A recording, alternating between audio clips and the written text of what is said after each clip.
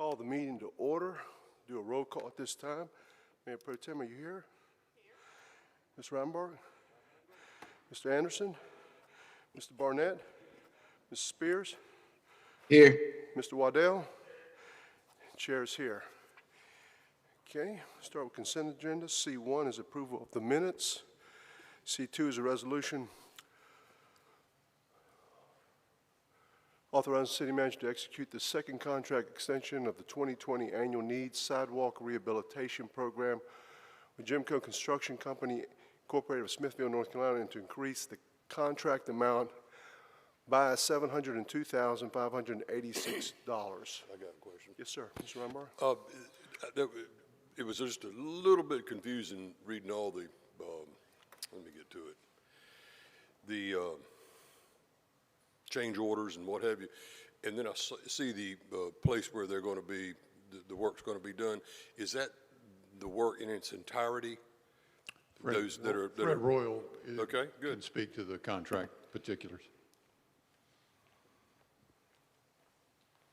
On that second page, Fred, it's got the, from to, but is that what we're spending that entire amount on, just on these projects? Correct.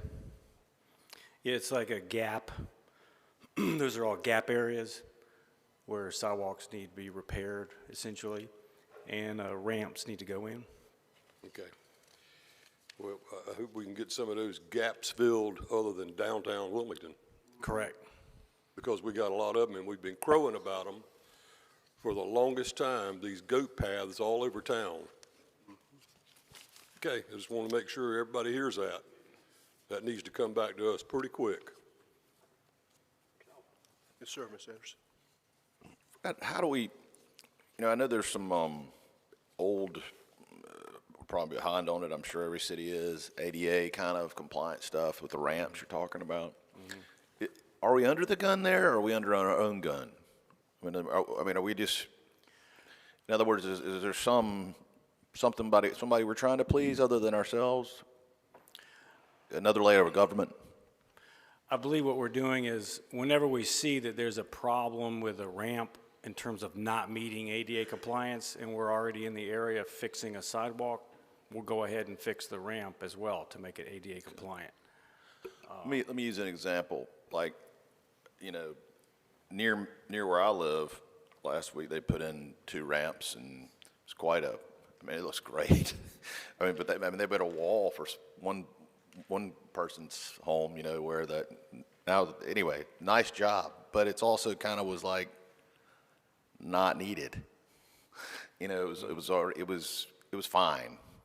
I'm not sure it had a ramp, but I'm saying versus you got, for that same money, could you go spend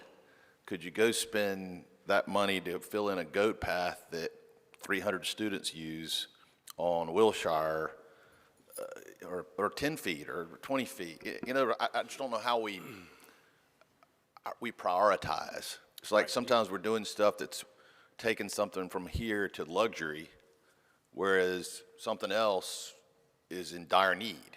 So I know that the money obviously comes into play, but I'm just curious about that. I don't know how we really prioritize.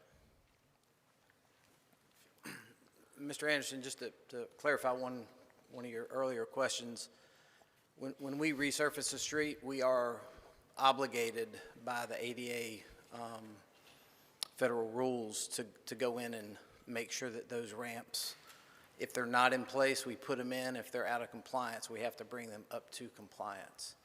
Okay. And also, just to clarify, some of this work may fill in some very small missing panels. This work is to fix sidewalk that's already broken, and where it's either cracked. I'm not really targeting this expenditure. I was really just more of a policy, more of a question about how we prioritize, how we choose our priorities. Certainly. One of the other reasons that we were looking in the downtown areas, we did work around the tree wells in a lot of the downtown area, and it made sense to follow that with making sure the sidewalk around those tree wells was also fixed. Well, I mean, downtown has, you know, a lot of pedestrians. I think it's probably justified and needed. I just don't know how we ever get to some of the, you know, I know we've got a big project on Wrightsville, but I mean, Wilshire and some places on Oleander that are, you know, clearly heavily trafficked. So I don't know how we can prioritize. I don't know when they bubble to the top, I guess is how I was trying to In terms of get adding new fixed. Yeah. Yeah, and so, yeah, obviously, this project is not for that purpose, but. Okay, thank you. Thank you. Then we have public information, public hearings. PH1 is a public hearing, a home ARPA allocation plan. This was a public hearing only. Mr. Mayor, Yes, sir. so we don't take any action on that tomorrow night. When would we anticipate taking action? Because I have some issues with the funding that I look forward to discussing. Suzanne Rogers can address the procedural issue.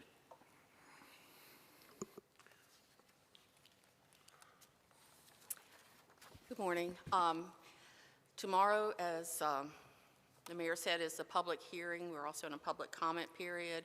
Then it'll come back to council at your next meeting in March for action. But any comments will be taken into account and presented in the final plan. Okay, thank you. Thank you. PH2 is an ordinance amending the official zoning map of the city to rezone property containing 2.36 acres of land located at 2307, 2311, 2315, and 2317 Market Street from O&I Office and Institutional District and CBCD Community Business Conditional District to O&I CD Office and Institutional District Conditional District for a religious assembly use and associated facilities. PH3 is an ordinance amending the official zoning map of the city of Wilmington to rezone property located at 2722 Carolina Beach Road from RBCD Regional Business Conditional District to RB Regional Business District, and this is a land use action. Ordinances. 01 is an ordinance appropriating fund balance from the general fund totaling $2,100,000 for the settlement of the matter of Funkyard LLC versus the City of Wilmington. This is being heard on a second reading. 02 is an ordinance making a supplemental appropriation to the general fund in the amount of $2,039 collected from Summer One LLC for their use of the Davis Center for filming and staging. And you can see the budget impact from the general fund is $2,039.38 revenue. Then item 03A is an ordinance making supplemental appropriations in the amount of $282,875 to the tree mitigation plantings project in the Capital Parks and Recreation Fund for the reimbursement of zoning and subdivision fees and donations for tree mitigation purposes. I got a question. Yes, sir, Mr. Rumber. I don't know who to talk to about this. Amy Beatty can address these questions. Okay.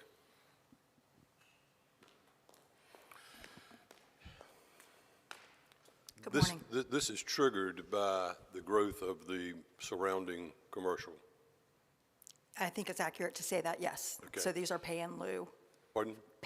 funds from developers. No, let me, the removal of the trees is associated with the development of the adjacent commercial property. Yes, sir. I misunderstood the question. I thought you were asking about the origin of the mitigation funds. So the relocation of the live oak trees on 17th Street is a result of the Barclay West development. The TIA required that they put in a turn lane. As you know, we have a tree line median down 17th Street. It's going to require a cut in that median. 5 trees would be affected. So instead of removal, we're recommending that we use mitigation funds to relocate those trees to other areas on 17th in the median where a live oak has died. Okay. Well, I know we did this once before further back up 17th Street, and we lost those trees, and then the damn project never took place. You remember that?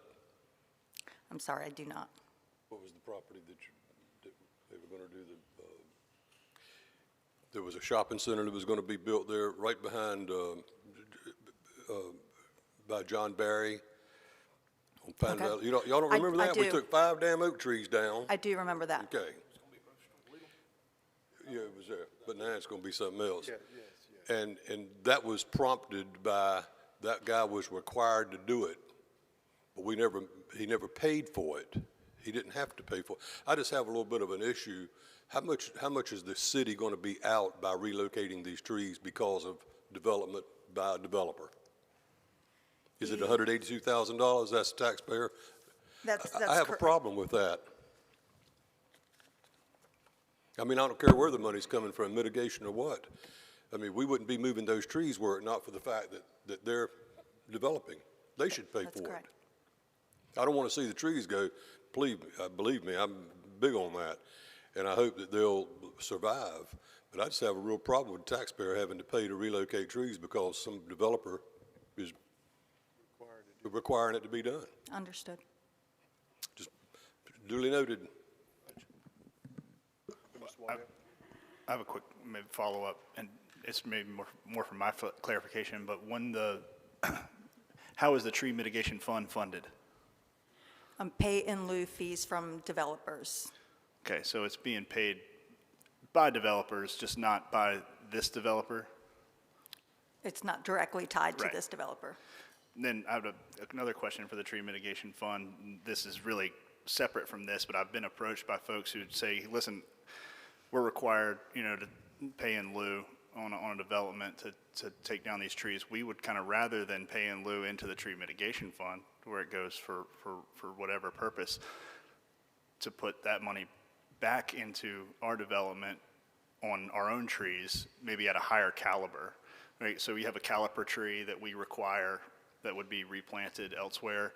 And this may be something for the planning department as well, but is that something we've ever considered to allow the developer to pay in lieu onto their own property and require maybe a more extensive tree caliper to invest in their property and the beautification of their property? I may be doing a terrible job mucking that up, but it sounded interesting to me when a couple of folks have brought it up. That's a bit outside of my comfort zone. I don't know if Linda or Brian would like to address that. Yes, sir. They can do that now. They can do that They now. can, when they take out a tree, they can mitigate it by planting on site Okay. or by paying in lieu. So if they plant it on site, they can put in more inches and get more inches covered. Is there just some issues with where they can plant?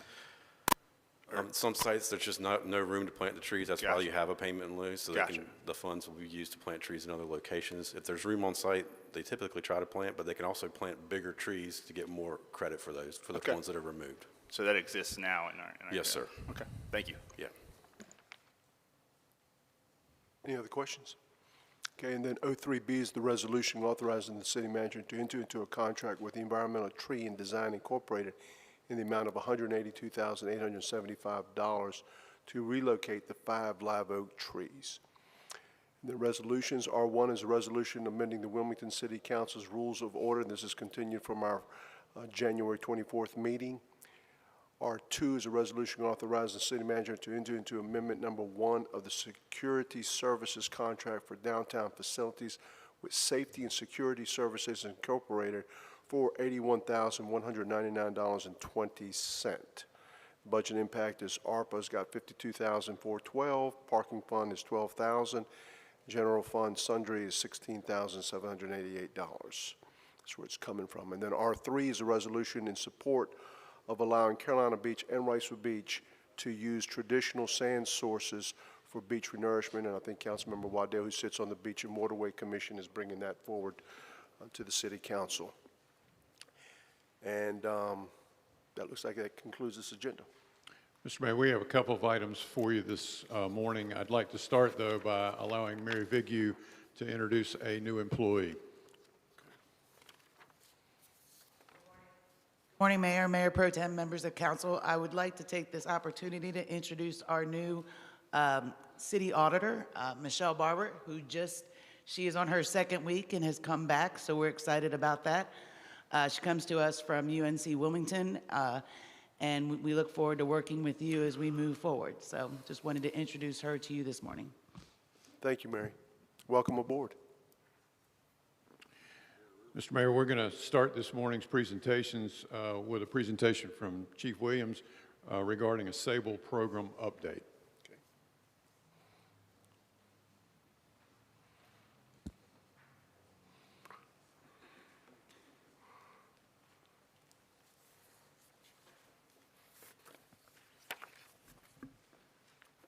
Good morning. Good morning. As you know, the Sable program was the vision of Chief Ralph Evangelos, and it has been around serving our community and our region for 16 years. Also with me is our chief pilot, Ryan Bailey. And Ryan and our other officers that are involved with the program, they basically put their lives at risk every time they go up in those aircraft. And it is amazing the work that they do and the fact that they can keep 50-plus-year-old aircraft operating in the shape that they're in. So I just want to say publicly thank you to Chief Evangelos for having the vision, all of our Sable partners, and our flight crews that are out there every day safeguarding our citizens. Next slide. We have a potential acquisition to expand upon the mission of the Sable program. The 1033 LESO program is gauging interest for the potential transfer of Pave Hawk HH-60 G Golf search and rescue helicopters to local agencies. These aircraft may be available in fiscal year 24. The Pave Hawk is the Air Force version of this aircraft. You've probably heard of the Black Hawk, which is the Army version, and then there's the Seahawk, which is the Navy version. Next slide. Our current aircraft, and we have two of them, the Bell Kiowa OH-58C Charlies, they currently consist of a crew of a single pilot and a tactical flight officer. The engines can produce up to 420 horsepower. The maximum gross weight of the aircraft is 3,200 pounds. The maximum range is 140 nautical miles, and as I alluded, they are up there in age. One is a 1968 and one is a 1970. They are limited on what they can do by the max weight and the engine size. If you've never been in one or you've never touched the side of it, it's like a big aluminum tin can. That's the thing that I equate to. Next slide. The Sikorsky Pave Hawk HH-60G Golf Search and Rescue. This aircraft, if we're able to obtain one, would require two pilots. You have to have two pilots. We would have a tactical flight officer or either a rescue medic. It is a twin-engine aircraft, and it can produce 1,560 to 940 horsepower for each engine. The maximum gross weight of this one is 22,000 pounds. It has a range of 504 nautical miles. These aircraft were introduced in 1991. This aircraft solves many limitations of our current aircraft, including the addition of rescue. Next slide. Some enhancements to Sable that this aircraft would bring. It is able to transport up to 12 individuals versus 1 or 2. Back during Hurricane Florence, we were landing and doing some rescues, but we were having to do them 1 and 2 people at a time. This aircraft, you can basically put 12 people in. Our current aircraft cannot transport patients. We cannot do medevac missions. This aircraft can actually transport 2 patients, and it can conduct rescues while the aircraft is airborne and still hovering. Our Sable response time with this rescue aircraft would be approximately 30 minutes. Right now, if we have to do a hovering rescue, it's going to take us 2.5 hours for a Coast Guard helicopter to get here from Elizabeth City. We're able to fly over water with twin engines. Right now, with the Sable aircraft, we can only fly over water out as far as we can glide back to land. So basically, we cannot go out into the ocean to rescue anybody. Next slide. Some additional resources needed and some impacts. We would have the 2-pilot requirement. We would have additional hangar space. And then there's definitely going to be some additional costs. We just don't know what they are yet, and that's centering on the fuel and the maintenance, and initial and continued training. If this aircraft was to become a reality, I would have to authorize all missions of these aircraft, and it's because of the potential costs. Even with our agency partners, if our 3 partners needed to use the aircraft, they just can't call out there like they can now with the current Bell Kiowas. I would authorize each individual mission and each time that it flies. Next slide. Some WPD actions that we've taken at this point. We've submitted a request to be included on the list of potential transfer agencies. If awarded transfer, we will gather updated relevant operating and maintenance costs for a cost-benefit analysis. We will seek your approval and the approval of agency partners before we move any further with this aircraft if we hear anything good about it. Next slide. Any questions? Question, Chief, in respect to the surveillance with the Sable unit that you have, I know it's up there a lot. Yes, sir. I see it flying all over town, and I see it hovering, and I'm sure there's some sort of an operation that's ongoing that you folks are looking at somebody or looking at something. Would this helicopter be able to give you that same capability, and will you keep the bail for those particular situations, or would you use this new helicopter for that? No, we would use the Bells for those. This aircraft would basically be a worst-case scenario. My vision would be for them to fly it just enough to be proficient with it and keep it operational, but for routine missions, we would use the Bell Kiowa for it, those. So, you know, obviously in this area with a lot of ocean craft and people going out fishing and doing different things in the spring and summer months or whenever, if there's an issue with somebody that needs a rescue of some sort, would we be called to the scene before the Coast Guard comes in from Elizabeth City? Because I've also understood the Coast Guard's not coming out there. Obviously, they can contact the person in the boat or has some kind of a contact either through their radio or through their telephone if they're not too far offshore. A lot of times they'll send a craft out to get them as opposed to sending out the helicopter. Would we be using the helicopter primarily because of the fact that we can't be in contact? We don't have any contact with the boat that has gone out?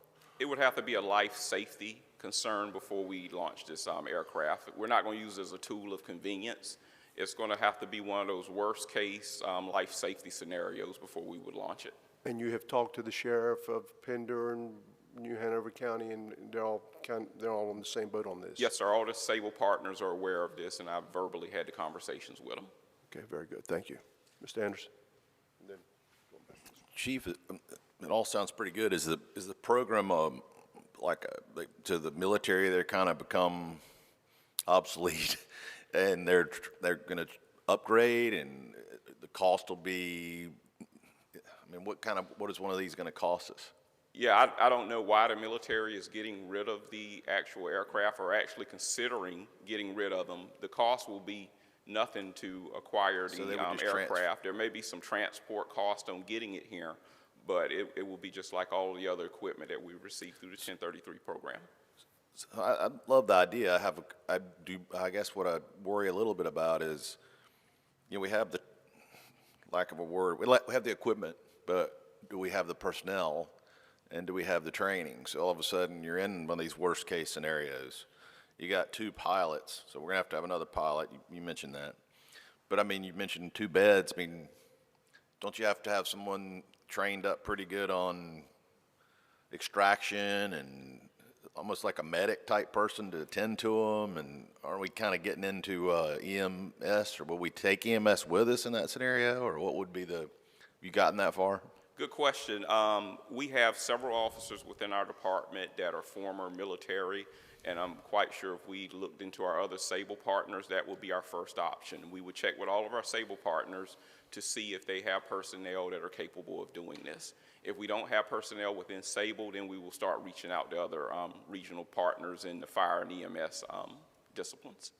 But we would, I guess, as you put it, this is I forget your term, but basically dire situations. Yes, sir. So I guess we're treating it as such. We're just going to go and try to do the best we can kind of thing, rather than become the Coast Guard or become the the medvac that serves the hospital. We're just kind of, when there's no other option kind of thing. Is that what?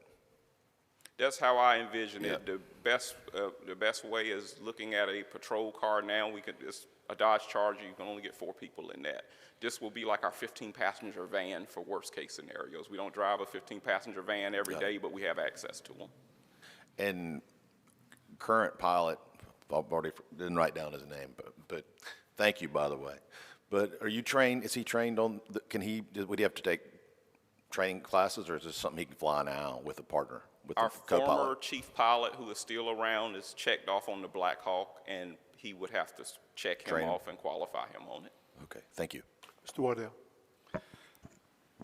Do we currently utilize UAVs, or is the current Sable program, is that the only tool at our disposal from an aerial standpoint? No, we have a UAV program within Sable. Okay, excellent. I guess we use that for general surveillance, and we only put pilots up in the sky when we need manned aircraft, right? We do. We try to use the UAVs when we can because it's definitely a cost benefit over launching an aircraft. Sure, and then we would just carry that on to worst-case scenario for this secondary that we would, I think I understood, you said we would basically be gifted that, that aircraft, and then our expenses would be the maintenance and training and staffing of that aircraft. Yes, sir. Okay. Thank you. Yes, sir. Mr. Barnett? You mentioned other agencies, partner agencies. Who are they? Pender County Sheriff's Office, Leland Police Department, and New Hanover County Sheriff's Office. They are the aircraft side. We have expanded the UAV program to include some of our fire departments, but we will not let them into the helicopters side of the program. All right, cool. Thank you. Chief, in southeastern North Carolina, if there's a rescue of this magnitude, we would be the only ones with this type of capability. Is that correct? Yes, that I'm aware of at this point. So let's just say we have a call that comes in from Brunswick County because of the capabilities that this chopper would have, or Bladen County, or Columbus County, or one of the surrounding counties that may not be partners with us on this, but may really need us to be involved in a rescue of some sort that is life-threatening. How would we handle that if the call comes in? Obviously, if somebody's out there in distress, this is the only thing that we have. 2.5 hours to get in from Elizabeth City with a helicopter to save somebody's life, but we could get to them faster. We would go to the scene. Would you have some sort of a protocol for reimbursement of some nature in that respect? We would just go to it, and we worry about paying for it later. We've actually had those come up with the current aircraft, where a law enforcement agency that's not a Sable partner is dealing with a dangerous situation, and we just launched the aircraft, and we'll worry about figuring out how to pay for it later on. Okay. And then the second question I have on this is that, you know, in the aftermath of Hurricane Florence, when there was an ongoing rescue operation in the surrounding counties because of the flooding, people sit on their roofs trying to get out of their houses, we had to create a landing zone at the Hanover Shopping Center, as you well aware of. In the event of that, and I'm sure you folks have looked at this, is there another location that you have identified that if in search and rescue that we'll be able to bring people in, not using maybe an urban area to land in? And if we do use that particular area again for staging, would that staging area be able to handle this size of a chopper? Outside of me seeing Hanover Center and knowing it, we haven't really gotten that far into it. Right now, I don't know what our chances will be. They're just gauging interest on them, so we really hadn't dug too far into it yet. Well, I would hope that we evaluate that area. I don't know why we couldn't use the airport for one reason or another if we're just landing helicopters there to try to get people into a safe area, but I would hope that we would evaluate that situation, because it will happen again. There will be flooding in the surrounding areas if we have another storm of that magnitude again, and I would hope that y'all would evaluate it if we end up with this, because it will be used for search and rescue, and it's definitely going to be used. Yes, sir. Okay, thank you. Yes, sir, Mr. Barnett. Chief, you mentioned that our current helicopter is like over 50 years old. Should that concern us? Yes, we're always looking at them. We're always trying to do the best we can to keep them in tip-top shape. One of them is actually down for maintenance right now. At some point, we are going to have to look at other options for them, because they can only last for so long. Okay. Do you know how long that so long is? I mean, is it an average? Do they normally keep them that long? Let me defer to Ryan. Good morning. Good morning. The aircraft, you know, they're very well maintained. And as Chief Williams mentioned, there comes a point where, like I said, we need to increase the capabilities of the aircraft. But they are maintained very well. They're extremely safe.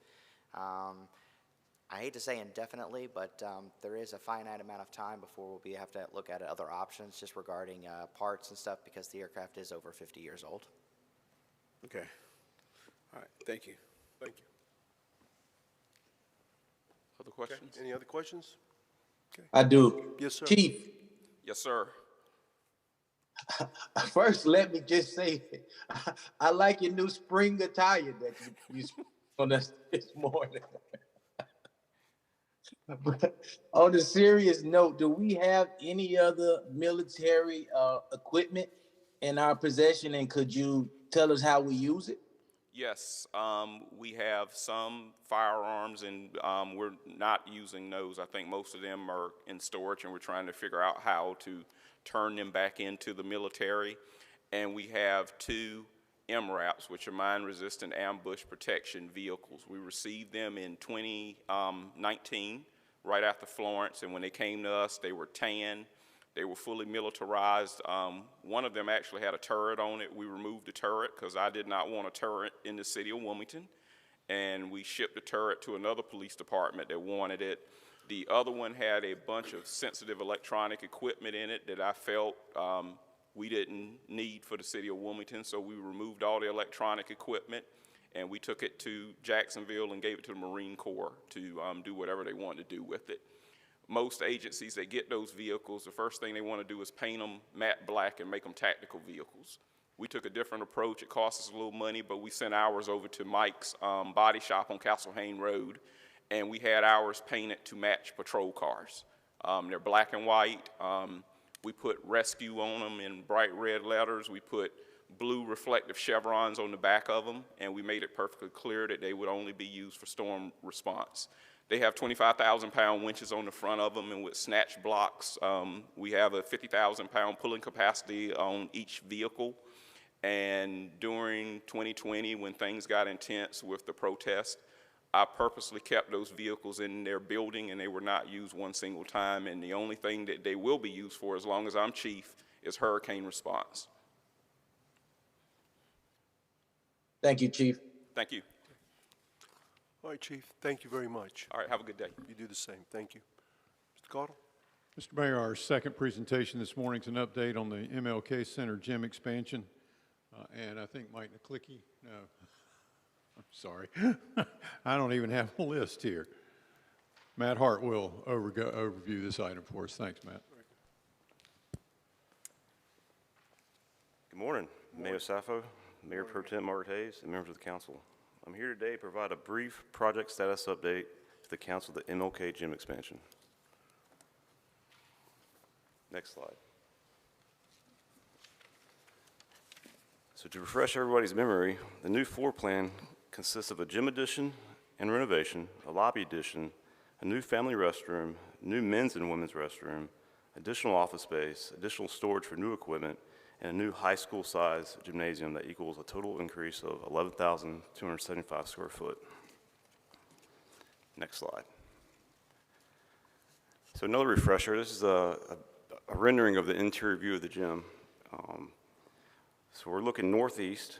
The gym expansion amenities include 2 motorized goals, 4 retractable goals, 2 scoreboards, a motorized divider curtain, volleyball, pickleball, wrestling, safety padding for walls and backstops, and adequate storage for all intended programming needs.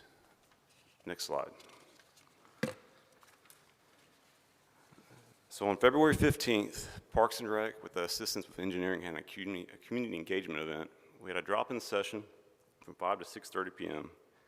We provided a timeline of the project and the facility design. Approximately 50 people attended. Attendees were given the option to receive project updates by providing their email. Notifications went out. Flyers were posted at city facilities. Flyers provided to regular users of the facility. Emailed project information to the Recreation's constant contact list of 14,000 people, and as well as social media posts. Overall, it was a great event. Next slide. So let's look at the updated schedule. So right now we're at 90% design or 90% construction docs. I intend to receive the 100% construction docs in April 2023, which is going to be at the end of this month, beginning of April next month. July, August 2023, we're looking at having the bid package developed, get our DEQ permits in hand, advertise the package, and have a bid opening. Intend to get under contract with the low bid contractor and start construction in September 2023. The project duration is anywhere from 12 to 15 months. Next slide.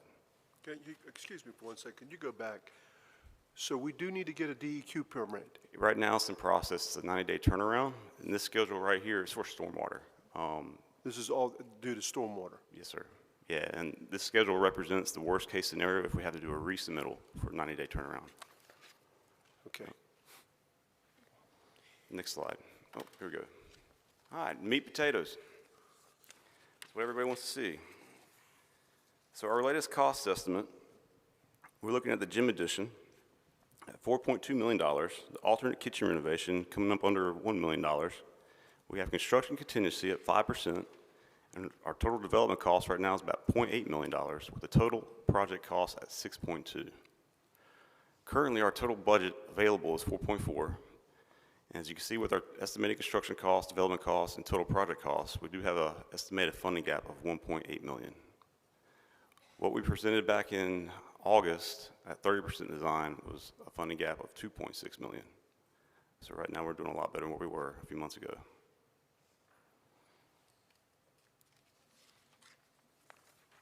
Next slide. Quick question. Questions? How are we able to close that gap?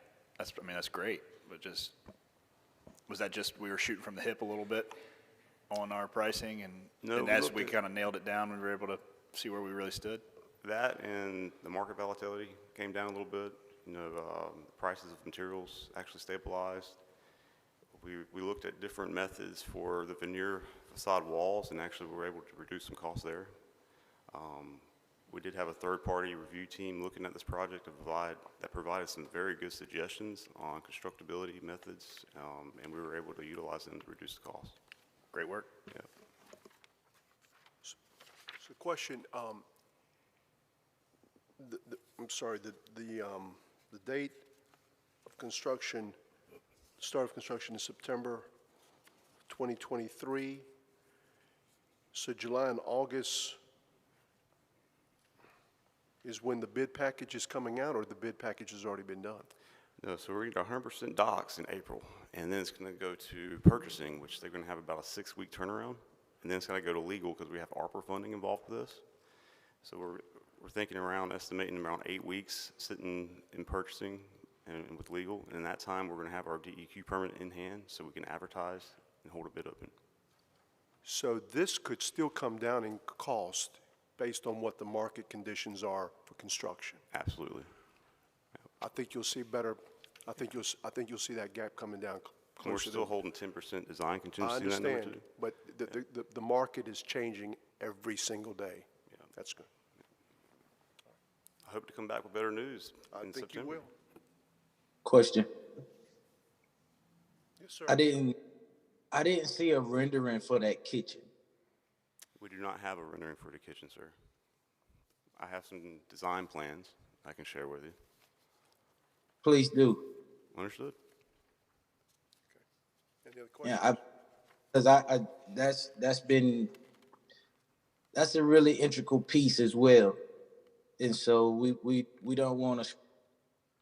I'll say not we. I don't want that to be sprung on me, and we have to do a reactive type of thing. So I would like to see the progression as we go along. So if I have any concern, I can express it. Understood. It is a commercial kitchen, walk-in freezer, refrigerator, several stoves, several other refrigerators sitting around the perimeter of the room there. I'll be happy to share any information, specs, drawings with you, Mr. Spears. Thank you. Okay. All right, any other questions? All right. Thank you, sir. Yeah, thank you. Thank you. That's all we have for you this morning, Mr. Mayor. That's good news. Okay. So with that, we stand adjourned.